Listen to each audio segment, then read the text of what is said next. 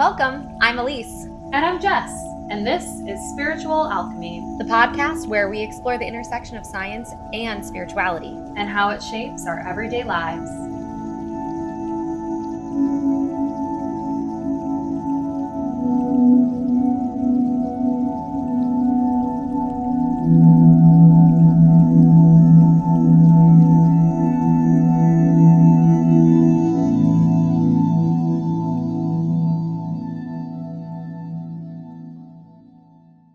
Hey, Elise. Hi. Hi, Jess. Hi. How are you? I'm good.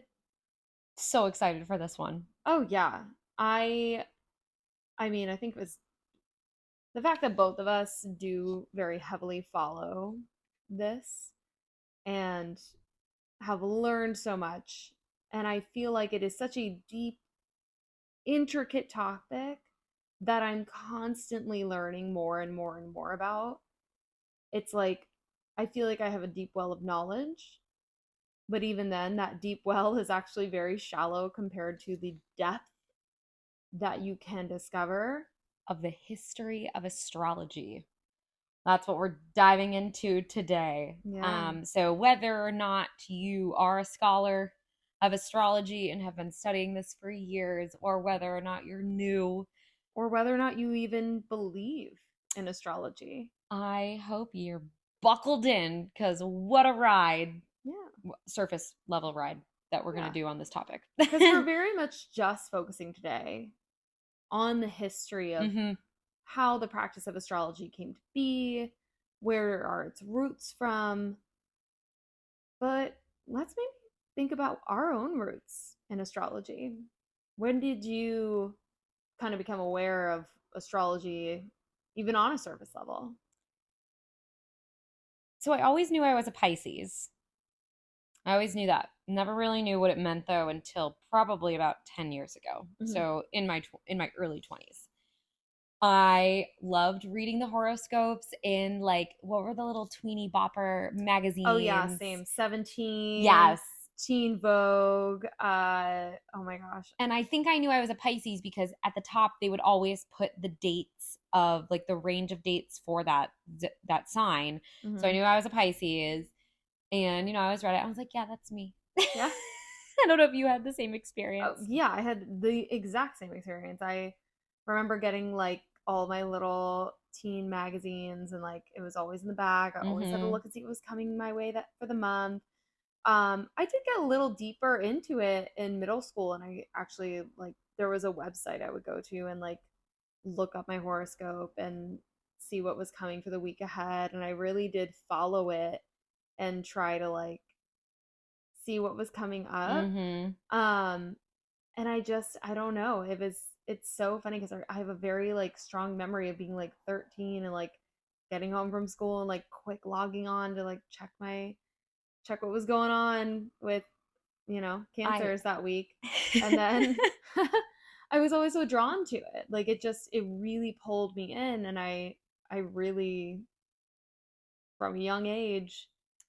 Yeah, I remember, so like I said, I really don't think I dove into it until my early 20s. And around that time, I also realized I wouldn't stop dating Leo men.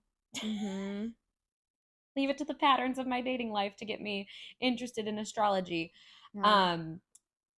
This is not to, everybody's blueprint of their own, birth date is theirs. For my particular blueprint of what my chart is, I should not be dating Leo men. And I kind of figured that out early on in my 20s. But it was like one Leo man after the next, and every fling or relationship would end up in flames. And I think, I was drinking wine with a girlfriend, and she was like, and when was this one's birthday? And when was this one's birthday? And it was all Leo. And I was like, oh, I'm following a pattern, and I need to stop. That is me and Scorpios. Yep. Oh, yeah, that is me and Scorpios. Just, I can't stay away. Can't stay away. But now I purposely stay away. I'm like, oh no, I already know what this is about. No, thank you. Get out of here.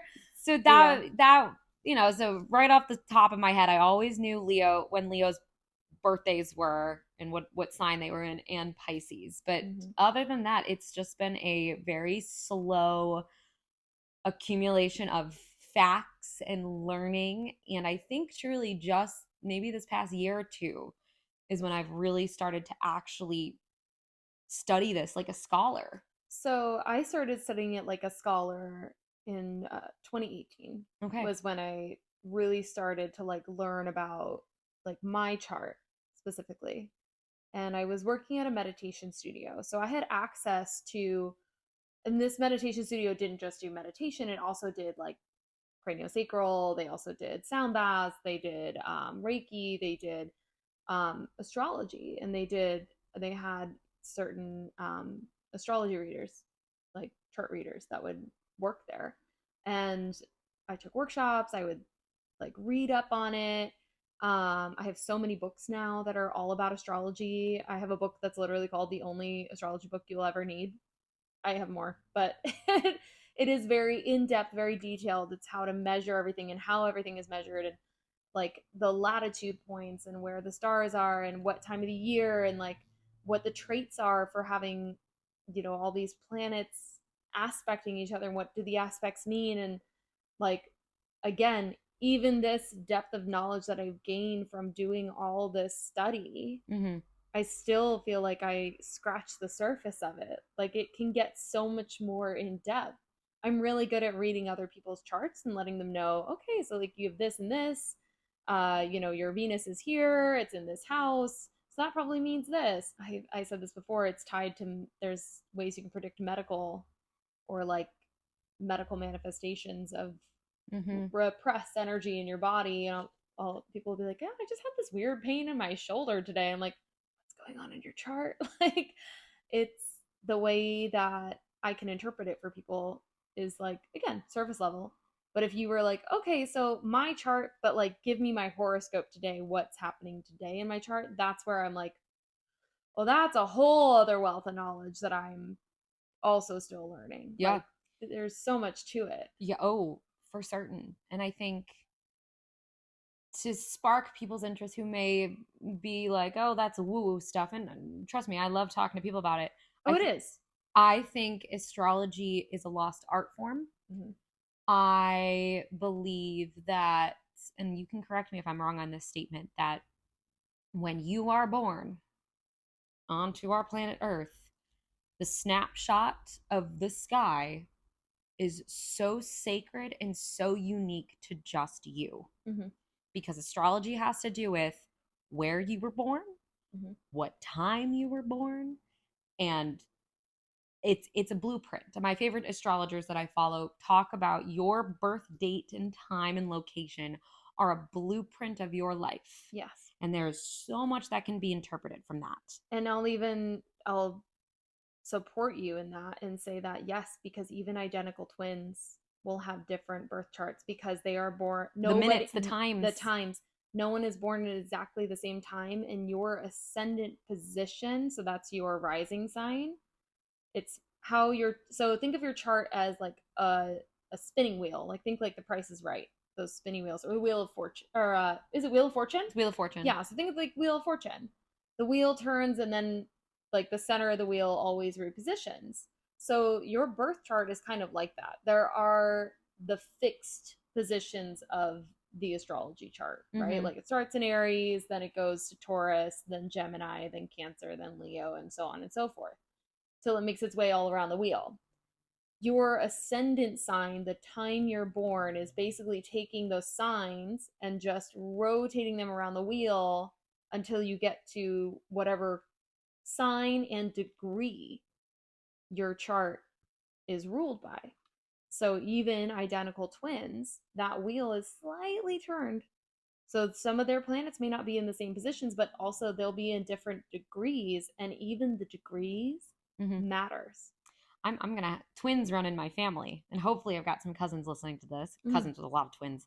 I would love to go read their charts. Yeah, because I don't think I knew this. That'd be so interesting to look at these sets of twins, and they're still children. Yeah. But how do they, like my one cousin, her kids, they are very similar but very different personalities. And they're twins. Yeah. And we always talk about in the family, we're like, wow, they're so similar but they're so different. And I wonder if just the time difference has to deal with that shift. Yeah. I would not be surprised if they had a planet that was kind of on the cusp, was wavering back and between forth. two signs. It might even just be like different degrees. It also might be aspects, like how. So again, to break down astrology, you've got, so first you have your sun, moon, and rising. Okay, so I think most people know that. Most people know those. Some people like know their big three. You can only know your rising sign if you know your birth time.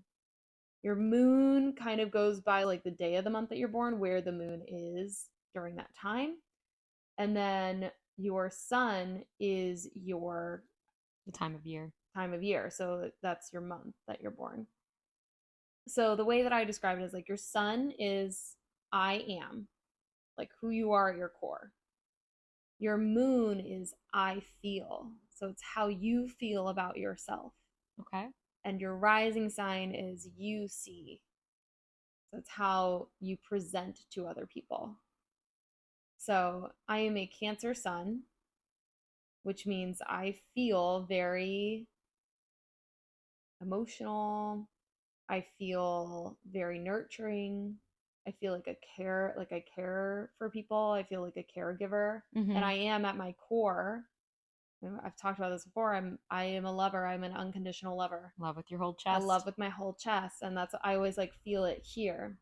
So I'm like, my Cancerian is very watery, very fluid. Like I'm very go with the flow. Then I have an Aries moon, fire sign. So I'm fire and water. So how I feel about myself, like how I see myself, is that I'm rebellious. I'm, got a bit of an edge to me. How I personally describe myself is that I have gremlin energy. And sometimes I'm that sweet little Cancer baby, but a lot of times you feed me after midnight, I'm a little gremlin. And then you have my rising sign. So how I feel about myself and how I am is not always what people see. What people see is the Gemini rising, which is very outgoing, very chatty, very talkative, again, the words that I would describe would be like sparkly, outgoing, social, and that's not always how I feel about myself.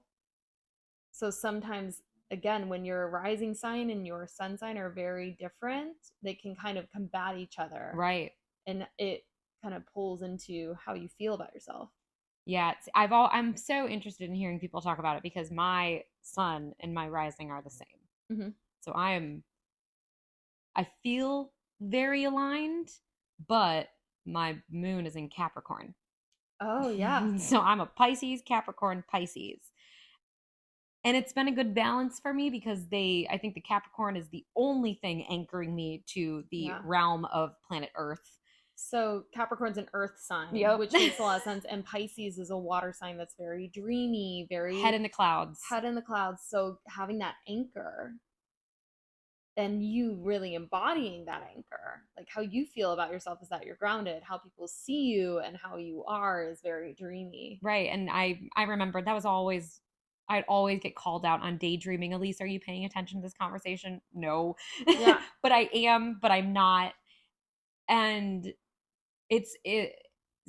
understanding more of my Capricorn energy has made me understand why I am just a shred of productive in this life. Because if I did not have that Capricorn moon, God knows where I would be. And you know what is so beautiful too is like how unique that is for you.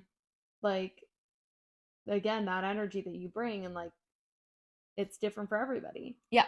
So again, to kind of piggyback off this, just to give people like a sense of like what all this kind of starts to mean. Again, there's so much to it. But these are your big three. These are your big three. If you were to Google it, this is usually what's going to come up first for you.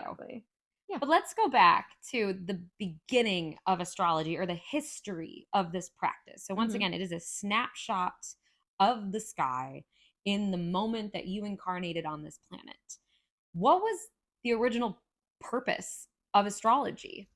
Well, so I mean, this goes back to like Mesopotamia, Which is which is 1950 to 1651 BC. so the beginning of civilization as we know it. Mhm.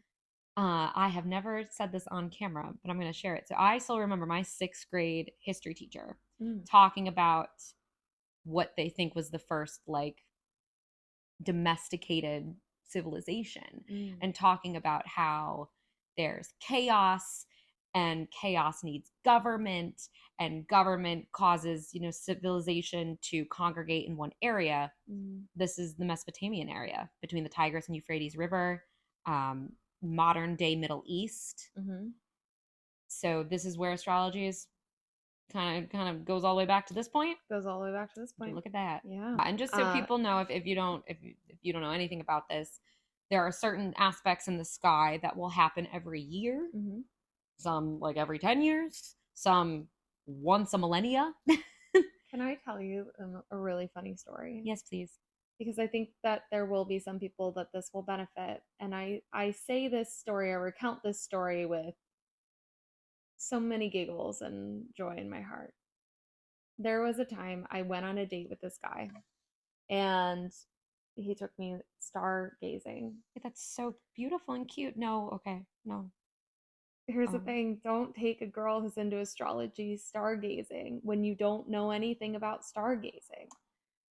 Oh. This guy took me to like some beach, and he was like, there's a nebula with all these shooting stars, like hyping it up, and I'm like, this is gonna be amazing. I was really excited. I was like, this is great, this is so cute, like cute nighttime midnight beach drive. We get to the beach. God. We get to the point where he's like, this is where the nebula is, and he looks up and he's like, well, it's not there, wait. And I was like, oh, well, when were you here last looking at this? Like, he made it sound like he had just been there. And he was like, oh, it's like 2 months ago. Oh, and I go, 2 months ago. Okay, that's north. So it's probably, and I took like 30 steps, and I looked up and I was like, oh, there it is. And he was like, whoa, how'd you do that? And I was like, you know that the earth rotates and the stars aren't always in the same spot, right? Oh, sweet baby, sweet baby. I mean, listen, sweet baby. Obviously it didn't work out, but it's a good thought. It's a cute story. Honestly, then we watched them. They were so cute. It was a great night, but I will never forget. That is it. Yes, the stars move. That's why people had to track them back in ancient times. That's why this became so important. I mean, we go back to what we talked about in rituals with the Orion's belt aligning over the Egyptian pyramids. That doesn't happen all year round. It's kind of amazing that they were even built to be so perfect. Yeah. I think it's like less than 1% error, Mhm. by the way, of their perfect alignment to Orion's belt. Yeah. And we see Orion in our skies too. Mhm. But he's not always in the same spot. Sometimes he's laying over down on this part of the sky, sometimes he's over there.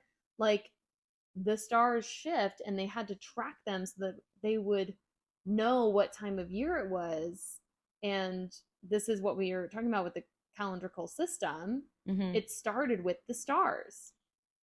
I think I often bring it back to, I'm going to say it till I'm blue in the face, this idea of analog clocks, of trying to quantify and understand our time with numbers.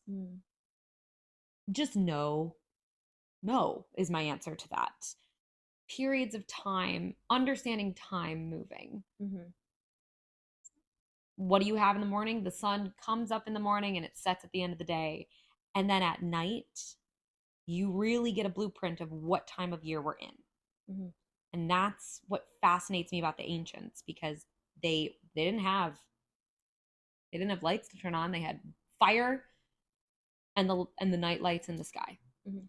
And it helped them not only navigate their way if they were travelers, if they moved around a continent, God forbid if they got on a ship and we're on open waters, right? Well, that's also how, if they were on a ship, It's the only way. That's the only way you could navigate. Because there are no landmarks. Yeah.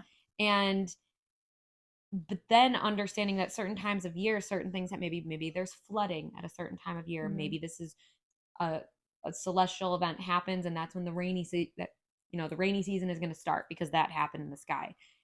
They started doing this to track time, to be able to stay in one place, to grow their civilization, or so that they could conveniently move and find a new land without getting lost. Or so they could find their way home. There are just beautiful meta analogies on the history of astrology. So instead of looking at it like, oh, it's woo-woo, no. The reason you and I and anybody is here today is because our ancestors knew how to unlock the secrets of the sky. There is so much that we can learn from it. Yeah. So that's my tea. I mean, so then there's also, it evolved in the Hellenistic period. So it was adopted and further developed by the Greeks during the Hellenistic period. So that's 323 BCE to 30 BCE, where it became more of an organized and systematic practice. Yeah, I don't remember exactly when this is, but I know that the Egyptians learned that the Nile floods not every year. You love floods. I feel like in a past life you lived through a flood, or you lived in a flooded area. My whole chart is Pisces, babe. I'm nothing but water. Yeah. I am the water. I am the flood. But I think it's like every 10 years or something. It's not a lot. Yeah. And they were able to track the stars and figure out like when it was coming, and they would move entire villages, or they would like plant their crops further from the water because they knew that's when the river would flood. Yeah. And they only knew that because of the stars. So speaking of Egypt, and specifically Alexandria, we have Ptolemy, that dude, as an astrologer and astronomer. So he is considered the cornerstone of Western astrology. Cool. Yeah. His Triste Tetrabiblos provided a comprehensive framework for astrological interpretations, and it became the foundation text for the practice of astrology. Cool. So kind of combining possibly philosophical ideas from Egypt, and then the great merger of Greek culture with Egyptian culture. Yes. I am also just going to interject and say that, like, he was an Earth as the center of the universe kind of guy. So you can't, when it's that old, you can't really blame people for not knowing, because they only knew, they were still discovering. Right. And we just hadn't discovered and that we don't know if they had wasn't. telescopes. So there's only so much you can see with the naked eye. Yeah. But also, I mean, if you think about it that from that perspective, like we are on Earth, and also we're very egocentric beings. So we are the center of the universe. Like, as far as, I mean, they're still discovering what is the meaning of life. They're trying to unlock all these answers. There was no way for them. They didn't have space shuttles. They didn't have, I mean, as far as we know. But like, they didn't have a way to prove that we weren't the center of the Earth. So it would only make sense if we look up at the sky and everything is so far away from us. Well, everything must be going around us. Like, I don't ever knock the ancient knowledge, but if you still think the Earth is the center of the universe, maybe open a textbook or something. Maybe. Okay, so Hellenistic times, or sorry, it was Hellenistic period when astrology became more structured. Did Ptolemy come after that? I'm talking about the Roman mathematician and astronomer. Got it. Okay. So his Claudius Ptolemy, Greco-Roman mathematician, astronomer, astrologer, geographer, and music theorist, who wrote about a dozen scientific treatises. Claudius. Love it. Cool. So astrology is the language of the sky. and us humans are just trying to find meaning and patterns in the sky. So, astrology in ancient times, what was it originally used for? We've already talked about tracking stars as far as like agriculture, right? So, predicting future events. When the stars are this way, the floods are coming, right? Love those floods. I love the floods. I'm just laughing at you. I'm just a big tsunami. Yeah. Just like, it's just like you're like the floods. The floods are coming. My soul's tired. I've been here so many times. I'm just trying to tell everybody The floods are coming. I'm crying. It's so good. See? I made you flood. Oh, it's so good. Thanks, babe. Oh, I needed a giggle today. That was so funny. Ooh. So astrology in ancient times. But so I was saying before we had the mainstream idea of monotheism, it was a very polytheistic world. I mean, there were gods for everything. There's gods for blade of grass, I bet. So interpreting the stars was also trying to understand the celestial gods. Yeah. Like if there was not a flood, but maybe like a fire, they would look up at the sky and be like, why did we have a fire? What god did we piss off? And the reason for that too is that, I mean, we go back to, Neanderthal, like, that 50,000 BCE type of mindset. And it's like the deities came in to explain the unexplainable. Fire was a gift from the gods. There's a god of fire, but fire could also be destructive. Right. So when the gods gave us fire to keep us warm, to cook our food, to provide lights. I mean, light in the darkness. What a gift, But when there's a forest fire or the fire burns our crops down, that's when we've angered the god. Now we need to pray to it, to appease it, so that it will continue to share its gift with us. And the same thing goes for like earthquakes, hurricanes, floods, natural disasters. There was no way for them to explain those things away, right? Because they didn't have the science we have now, where they're like, we are sitting on top of tectonic plates that are shifting underneath it. They didn't know that. Yeah. Earthquake happens, they're like, we pissed a god off. Yeah. Yeah. And think about too, like, I think back to those early civilizations, and imagine being the one in the tribe that was like, I'm gonna figure this out, the little Virgos of the tribe were probably like, we can explain this, and they probably went into the woods and did a little this, did a little that, figured it all out, and then they came back and they said, gods, that's the answer.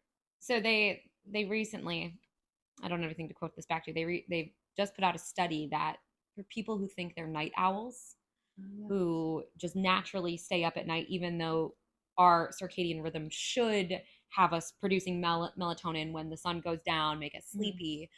They think that some of our epigenetics or our DNA is linked back to these times, where the scientists explained it as, oh, if you like staying up at night, you were probably somebody who helped protect your tribe at night. I went even further to say, I bet these were people who stayed up to study the stars as well. Because if you're up taking watch over your group, what you didn't have a phone to entertain you, didn't have books. What'd you have? You look up. You look at the constellations. You tell each other stories. Yeah, those. So if you a night owl, I wonder if it resonates with you. Did maybe in some past life you were up protecting your tribe and staring up at the stars? Oh yeah, I know I was a stargazer for sure in some life, because I am a night owl. But what I love to say is that my peak hours are right when I wake up, like first thing in the morning. I can get some stuff done. Mm-hmm. And then around like 1, 2 p.m., my energy just drops. Yeah. And then I climb back up by like 6 p.m. I am just wide awake again. And then I'm usually up to like midnight or 1 a.m. You a midday napper. I'm a midday napper. Tying it back to why astrology was used in ancient times, prediction and interpretation of natural disasters, religious practices, right? A lot of our pagan rituals and ceremonies were started with the night sky. Then decision making, probably around this Hellenistic era. So yeah, they used the positions of the stars and the aspects to advise rulings and making important decisions, such as when to start a new project or make a significant life change. I'm gonna bring it to a little history moment. This is one of my favorite stories. In 585 BC, the Battle of Halys, I think is how I'm going to pronounce it, Halys. And it was a prolonged conflict between the Medes and the Lydians. This is modern day Turkey, so not far from, Middle East and the beginning of civilization. And we're talking like they hated each other. And I think, if I'm remembering correctly, it had something to do with like, territory lines. They couldn't ever really come to an agreement, and it was disastrous. 585 BC in Turkey, no thank you. So they were in the middle of a huge battle, like hundreds of thousands of men fighting it out, and a total eclipse unexpectedly happens during battle. So at this time, 585 BC, they're kind of studying the stars, but not to a point of full understanding where they can predict solar eclipses. So both armies stop fighting, because if you've ever been under under the path of totality, it lasts about 7-8 minutes. So imagine you're out fighting, people are dying next to you, and then the sky goes black and day turns to night. Okay, so both armies stop fighting, and they are so terrified by the celestial event that it was a ceasefire, and they came up with a what do they call it? A negotiated peace treaty that lasted for a good amount of time in this area of the world. It's one of the earliest recorded instances where a natural astronomical phenomena at the time directly influenced human affairs, leading to a significant political decision of peace. So if you think about human nature, right? Patterns, and if you're like, hey, something like a solar eclipse can stop war, can stop fighting. Wouldn't you, if I was a philosopher back in like Egyptian times, I'd be like, hey, did you hear about that war in Turkey? It stopped because of a solar eclipse. And then maybe you've got some elder being like, solar eclipses, I've traveled, they often happen. And then like your gears start turning, you're like, this is a pattern.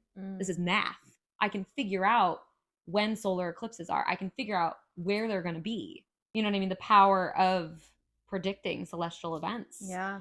Almost makes you, dare I say, a demigod in a way, because you can predict what is going to happen.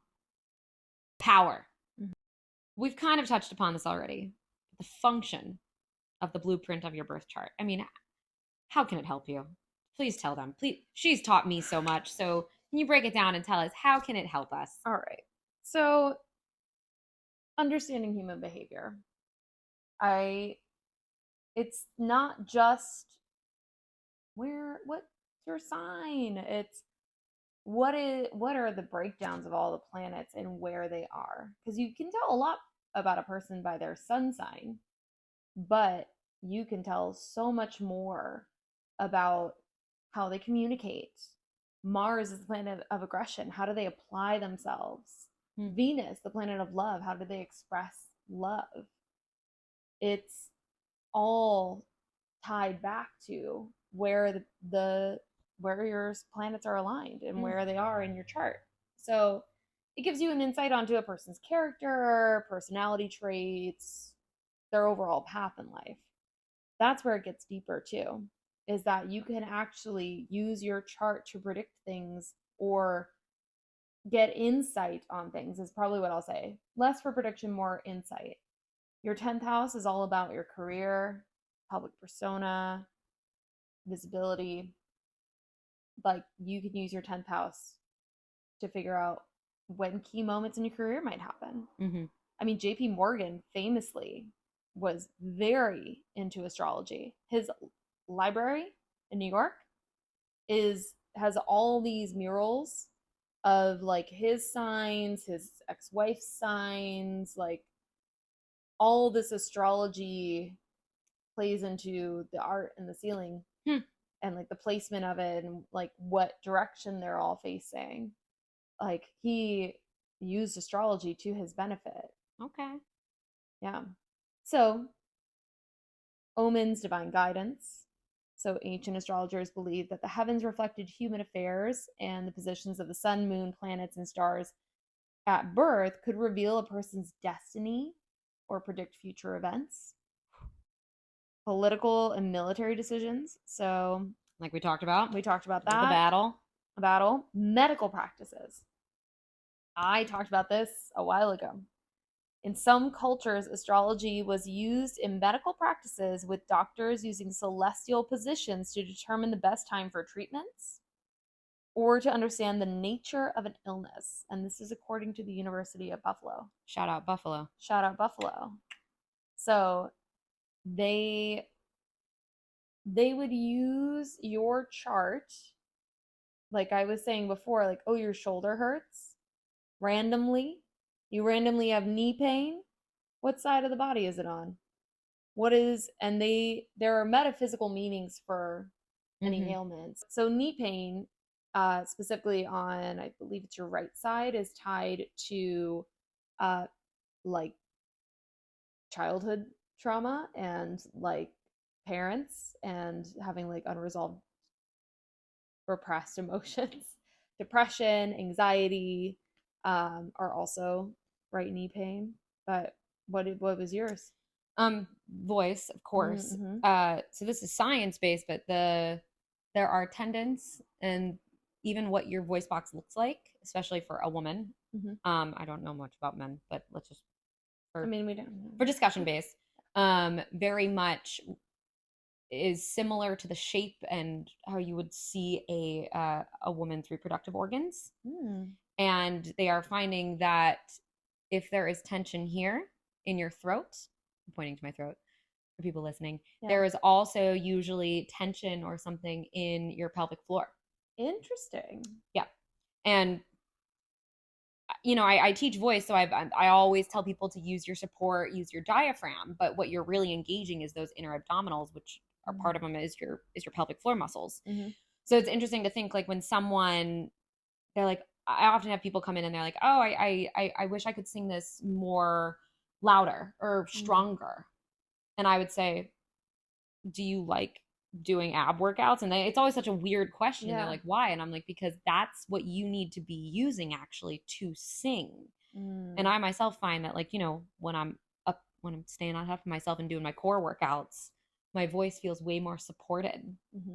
So it's just kind of like this area is connected to the womb, which has a whole other, you know, layer of trauma and what we can carry there. It's where women create life.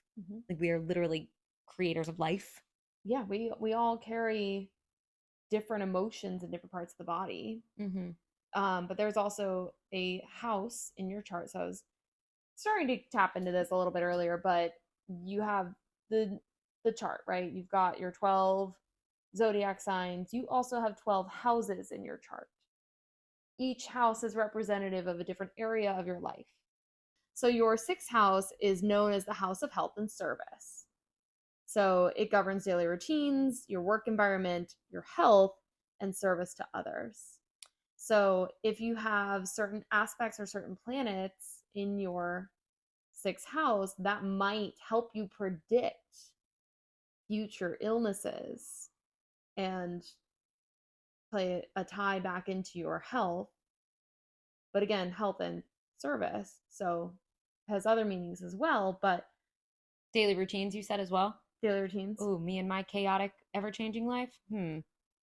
It's very interesting. Yeah. So originally, to tie this back, originally astrology was used as a map of divine influences or omens at the time, like gods, deities in the sky.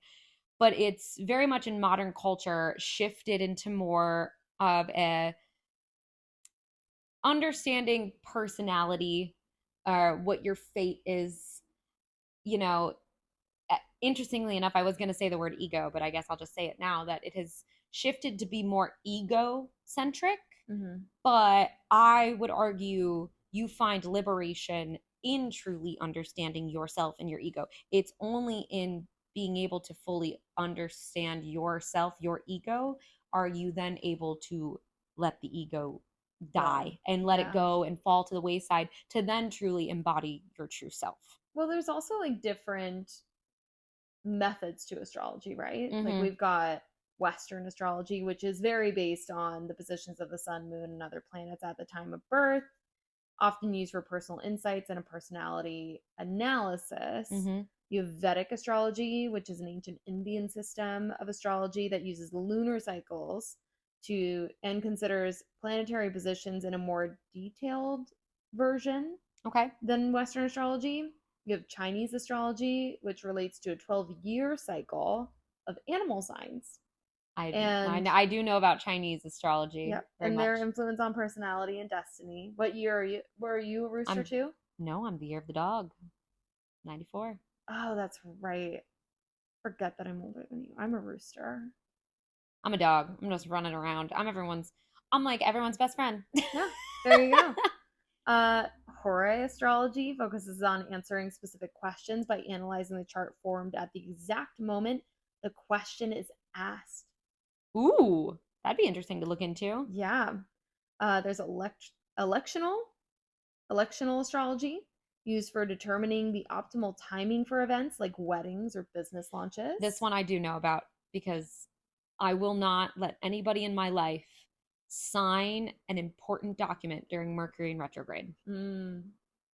If I mean, because Mercury in retrograde is never longer than what, 5-6 weeks. I'm like, you can wait.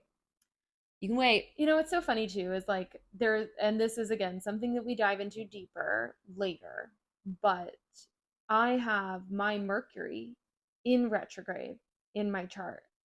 Mercury retrograde does not affect me the same. Yeah, I have another friend, same thing. She's got a lot of retrogrades in her chart, and retrogrades do not affect her. Me, I get pummeled by retrogrades. Oh, yeah. I mean, listen, my retrogrades are a little bit more gentle, is what I'll say. It's not that I don't get the insight. It's just it's not as like bang on my door. Yeah. It's a little bit more like, hey, I got a suggestion for you. Love it. And then I just go with it. There is mundane astrology, which analyzes celestial patterns to predict political events, economic trends, and large-scale occurrences.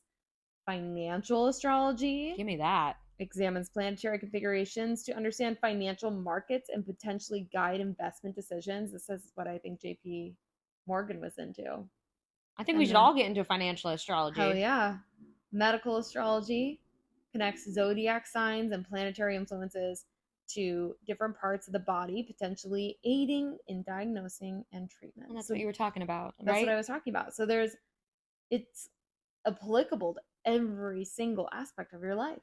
Interesting. Or there's a way to use astrology, I should say, to apply it to every single. So can science explain astrology? Like, is there actually any backup to this medical astrology per se? Well, as I've said once, twice, thrice, and many times over, and I'll probably keep saying it again, science cannot support it. Science requires a testable hypothesis and evidence to support that, and there is no evidence to support the theory of it. However, astrology is a pseudoscience.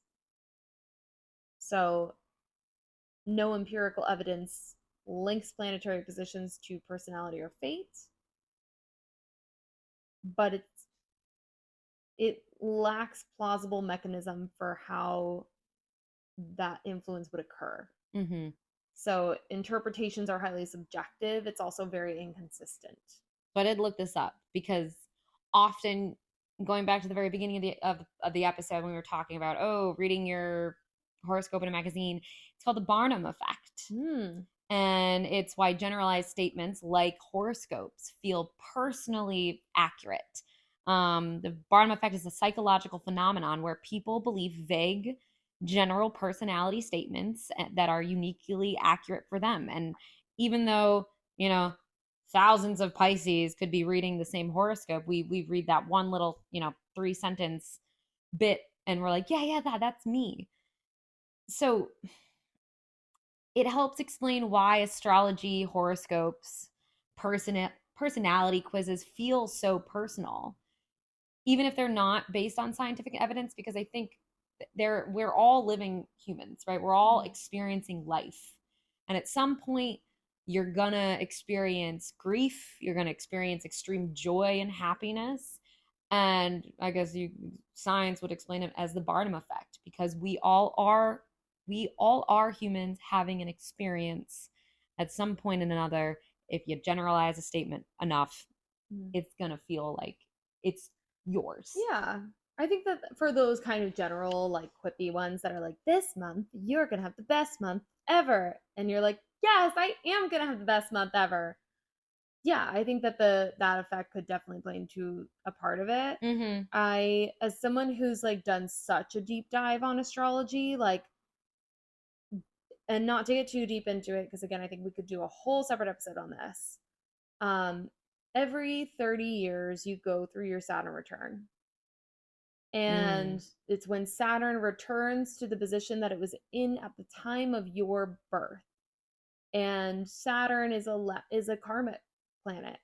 And the point of it, and to like put it plain and simple, is like there is a big lesson, some big lessons that you're supposed to learn before your Saturn return, which is why a lot of people say like 30s are the best years of your life, because you kind of break all these cycles that you were working through your teens, through your 20s, and then you kind of are like reborn again almost, and you release those old karmic ties. But if you don't, it comes back around to bite you.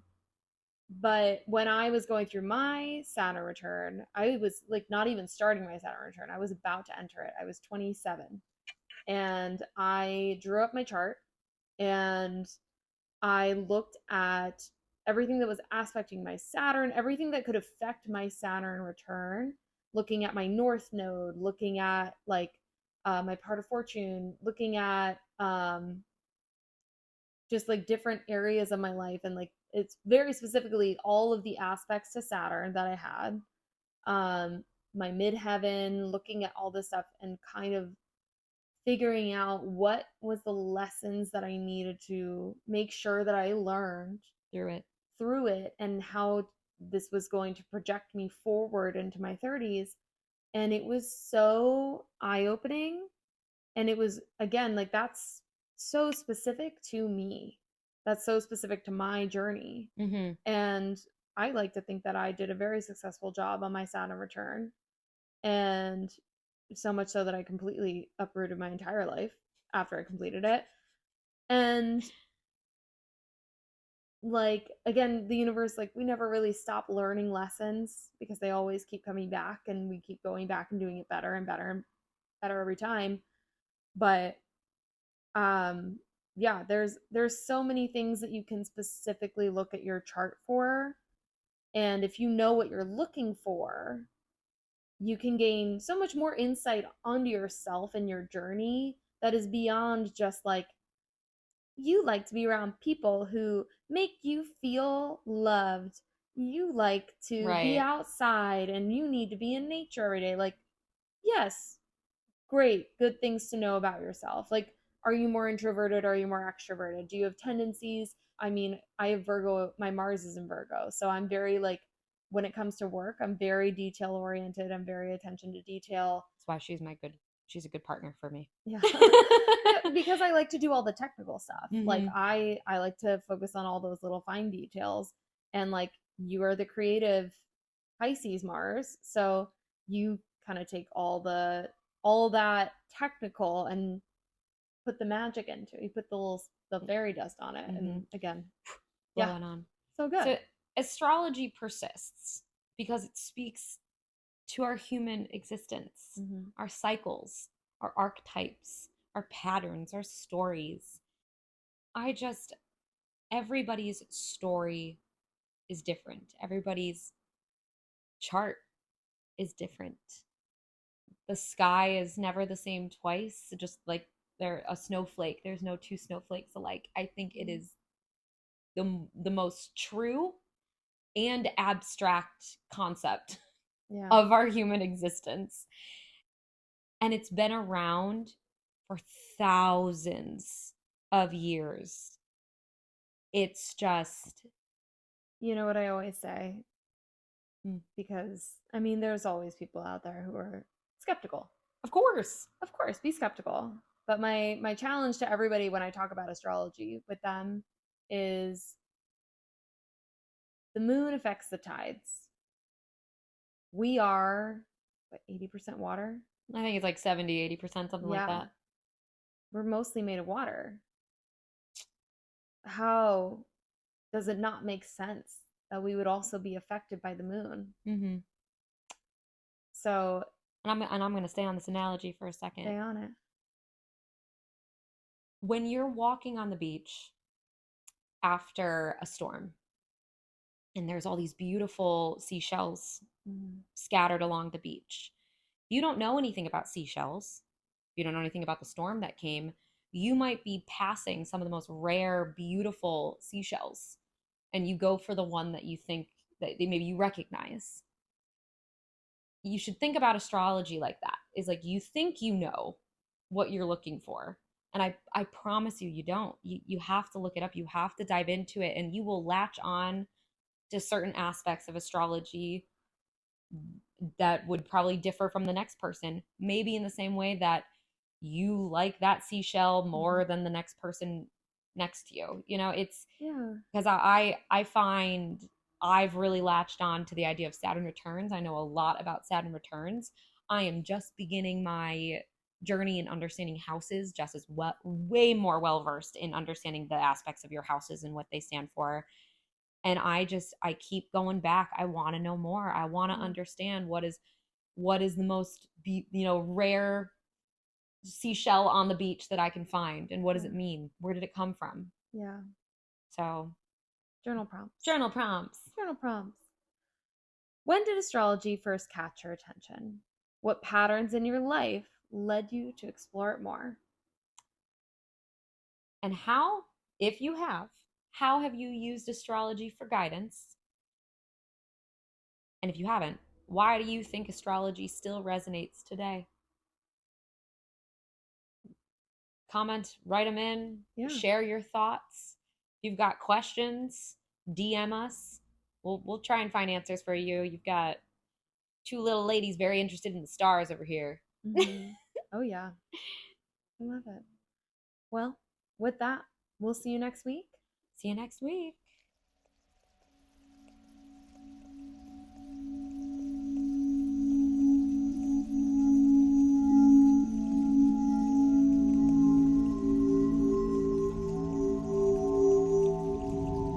Thanks for joining us today. We're so glad you were here.